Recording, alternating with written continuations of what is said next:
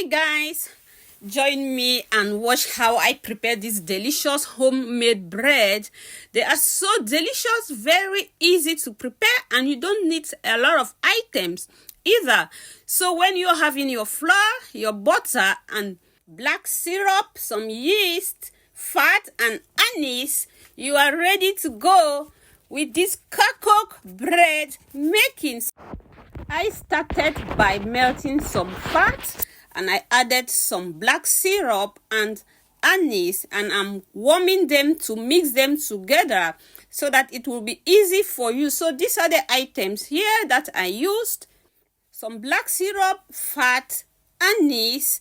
Now I am stirring it to mix everything well, as I said earlier, and after this I will be using some flour and milk in the mixture. So it is ready now. I pull it by the side and I am measuring my milk. I am going to use 1 liter in this mixture. Remember, the melted fat, anise and black syrup were not that hot. I just warm it. So now I am pouring my milk in the mixture of fat, anise and black syrup, and then I will give it a nice stir to mix everything together.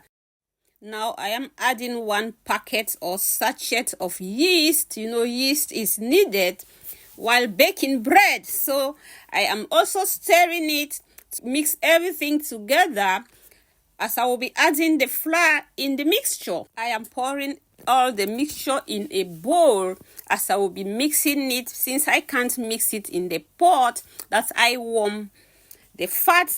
So this is it in a bowl. I added a tablespoon of anise. This is the anise, as you can see. I showed it earlier. And now I'm adding my flour. I will add the flour and mix until it becomes hardened, or it becomes in a hardened paste, as you will see later in the video.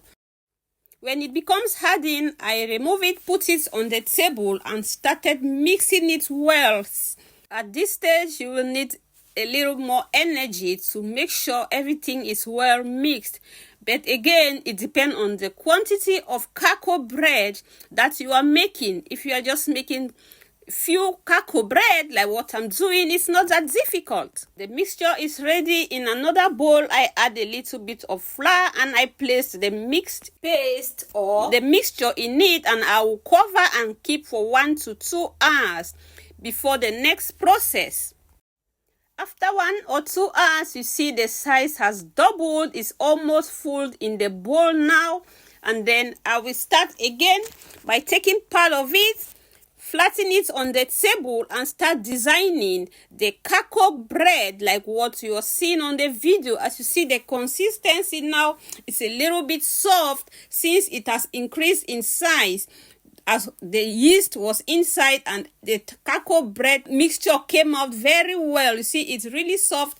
It's just to flatten it on the table and give the required size that you like. In this case, I will be using cup to design it, and here the size of the gahko bread that you want is the size of the cup that you will use. So this is how it is being done.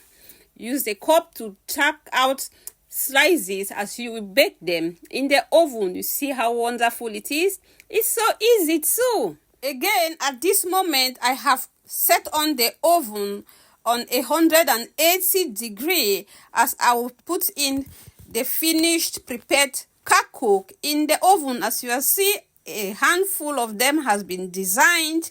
It looks so good. And in addition to this, I will use a fork to pierce them. As you can see, the small holes on them, using a fork to give it that beautiful design. So when it's done, I set it in the oven, and after 10 minutes, the gahko is ready. You see how beautiful they are? They are so nice. They taste so well. It's so delicious. It's easy. Kids like this a lot. Each time I prepare this gahko bread, my kids, they eat it a lot. So guys, that's it for now.